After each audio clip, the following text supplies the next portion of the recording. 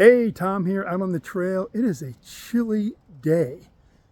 The breeze, cool breeze blowing. The fog's rolling in off the Pacific. It's invigorating. And it's so crazy, and I've mentioned this several times in other videos. I still find it amazing that I can be in a place where it's, in the 50s now, and the breeze feels cooler than that. And I can go 10, 15 minutes at the most away from where I am right now, and it will be hot. I have to strip down to shorts and a t-shirt. So I'm grateful I'm here. And by the way, in this moment when I'm doing this recording, one of the biggest fires ever in California, and we've got the record for the biggest fires, is happening right now in a place that is one of the places so dear to me. I lived right on the edge of it. I mean, two places I lived, I think, have already gone up in flames. It's hard to tell from the news the exact perimeter of the fire, but it's just so sad. I won't go any more into that, but it reflects one of the reasons, and those reasons are increasing every day, of why I think it's so important that regeneration, the concepts of regeneration, principles of regeneration, become much more familiar with us. And whether we get technically savvy about it or not, there are many ways we can apply just simple regenerative principles in our lives. One, to keep us apprised of just the reality of what's happening with the climate crisis. It is real. And there's so much noise out there that puts our attention on stuff that is so meaningless. And yet we have this crisis we are facing, and it's just so important not to put our heads in the sand. Also, it's equally important not to get distraught and, to be, incapacitated because it's so challenging. I want the opposite to be true. I want us to realize as much as we can the crisis we're facing. And as we all know, the yin and yang of crisis and opportunity. I want us to really feel into the opportunity and co-create the opportunity. And for me, if you were to put that in one word, the best way forward to co-create, you and me together, and as many people as we can bring on board, I think the one word that best sums up the collaboration, the co-creation we need moving forward is regeneration. I'll do my best to give the essence of that in this video, and then much more to come in future content. Let's take a walk.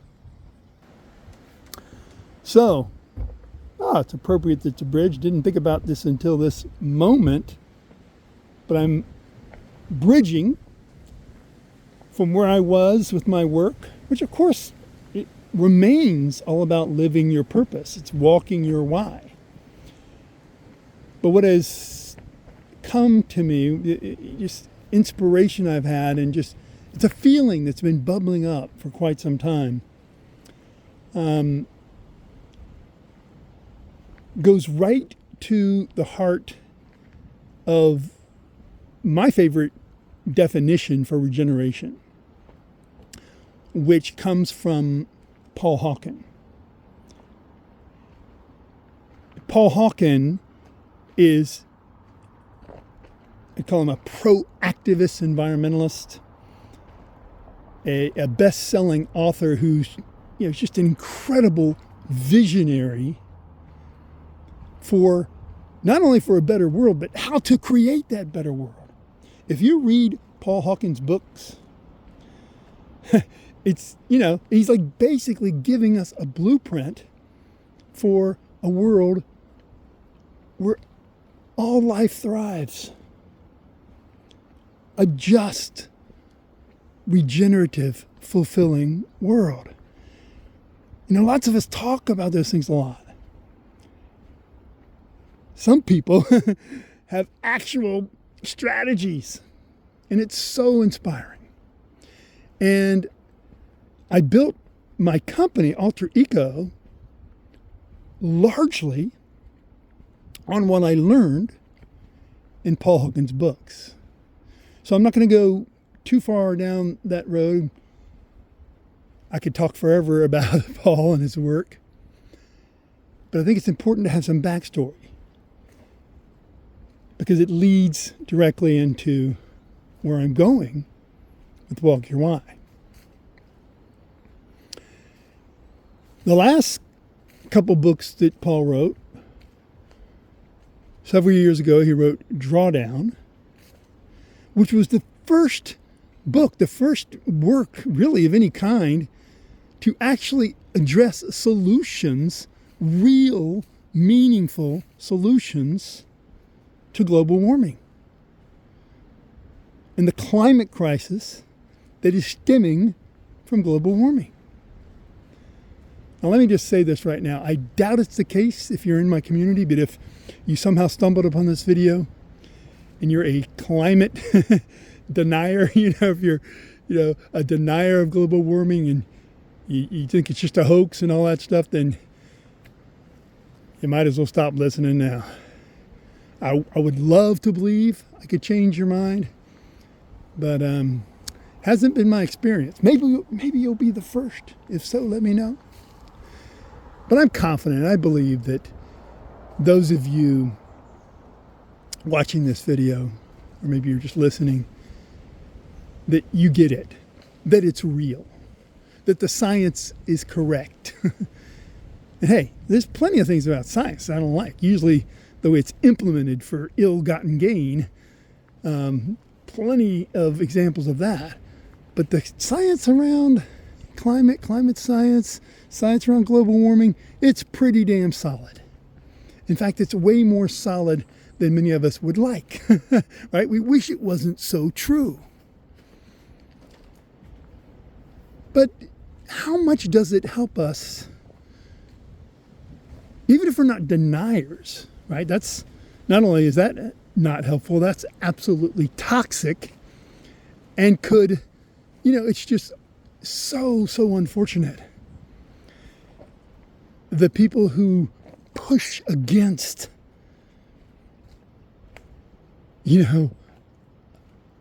trying to draw down the carbon and address pollution in a meaningful way. And by the way, address social justice and other things that are all tied up in this. It's really, when it comes down to it, all about environmental justice. But coming back to regeneration, regenerating,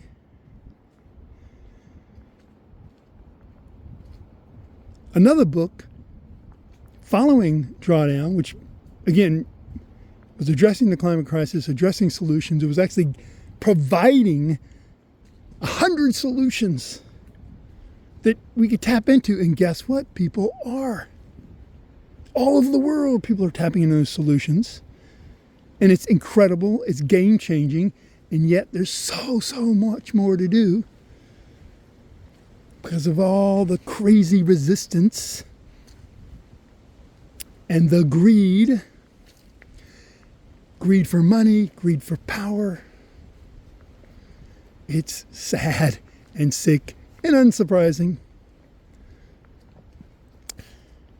But Drawdown was followed up by a book called Regeneration, which tapped into largely the same solutions, but looking at them through the lens of regenerative principles. And it is so encouraging, so inspiring, and it is so necessary.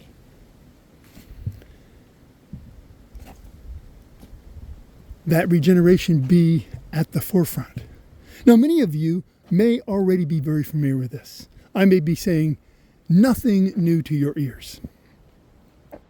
other than the fact that regeneration is going to be much more prominent in my work in Walk Your Why. And I hope you find that exhilarating and inspiring.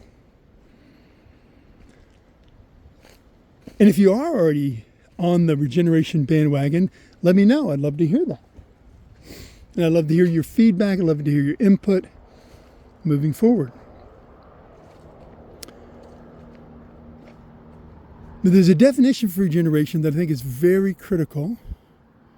I love it. It's the definition put forward by Paul Hawken that will be core in how I address purpose, how I address walking your why, and how I tie in these regenerative principles. And that idea, that definition that Paul presented in his work around regeneration is regeneration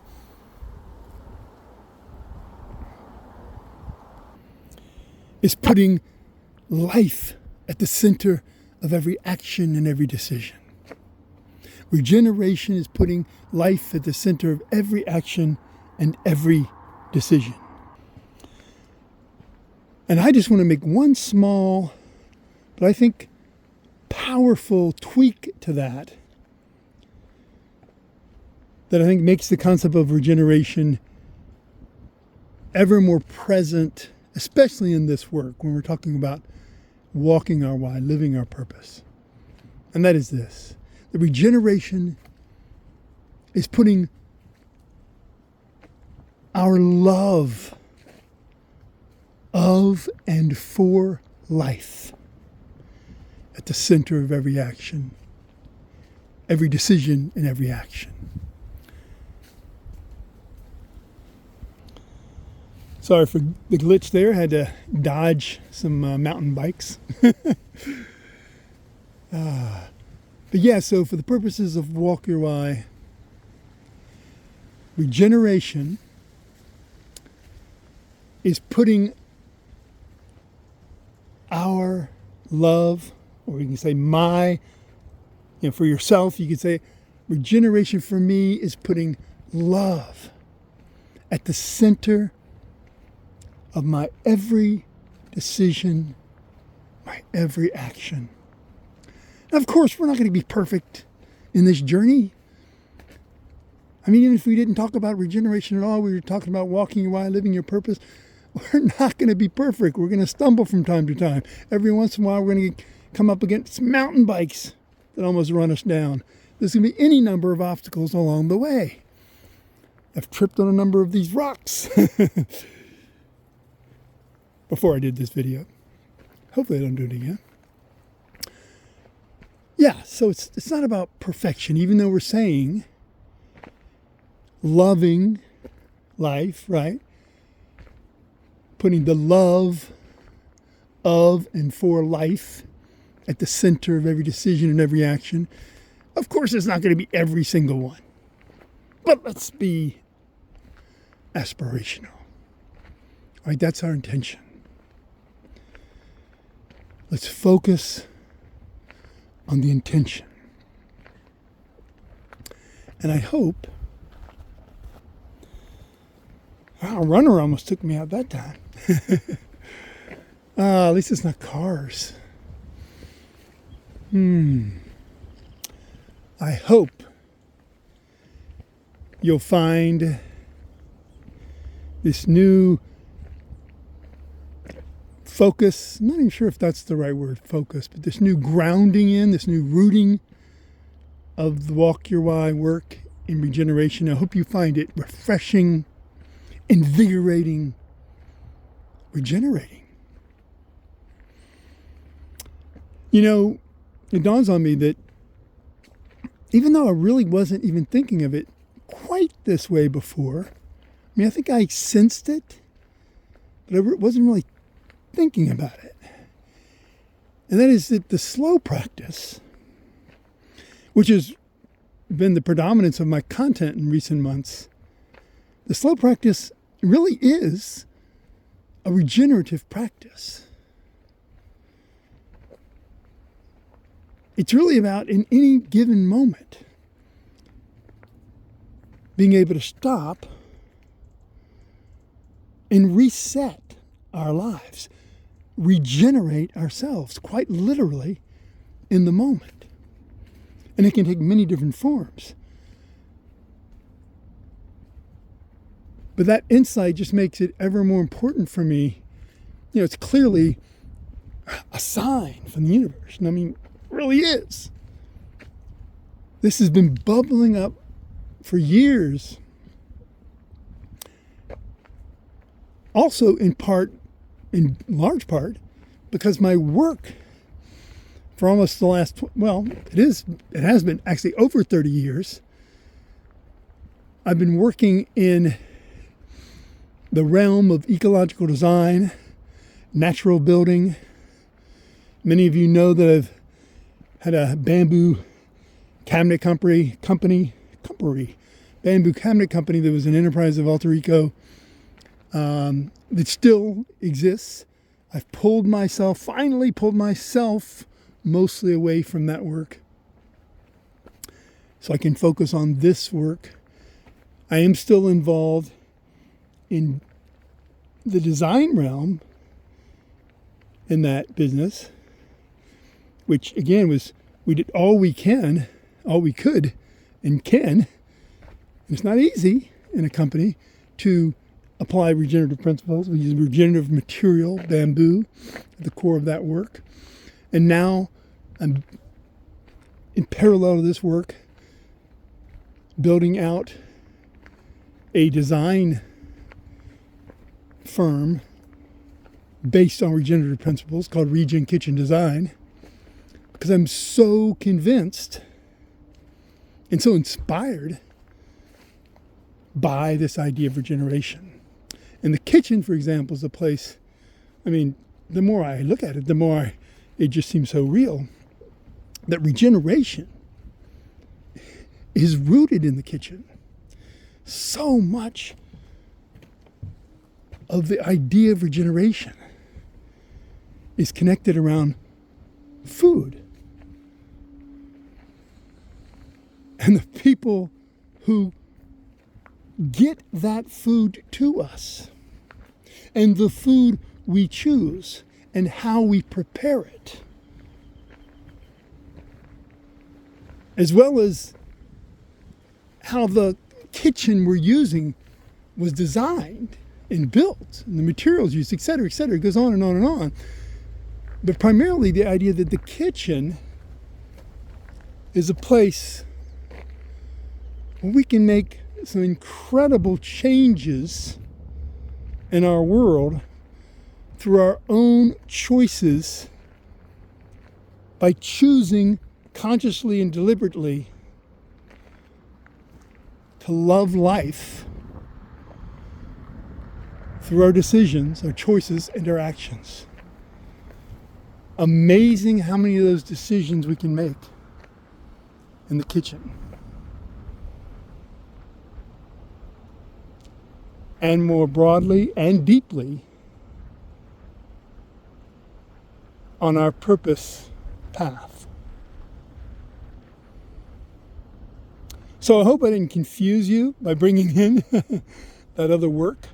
I hope you can see, like me, where there's connections. Wow, I don't know if you can see it. Oh my gosh, it's a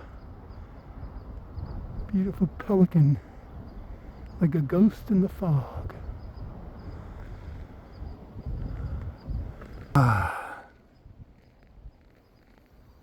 That's enough for now. I hope it made sense. I hope you're with me. I hope you're at least intrigued. And I won't be talking only about regeneration, but I am curious. I have a feeling that even when I don't specifically address regeneration, that somehow there'll be roots that get back to the source.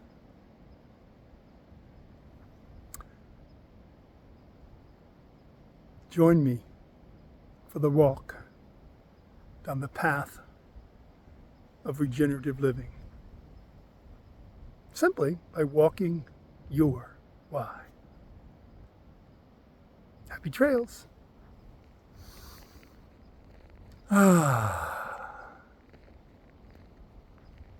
Breathe in peace. Take care.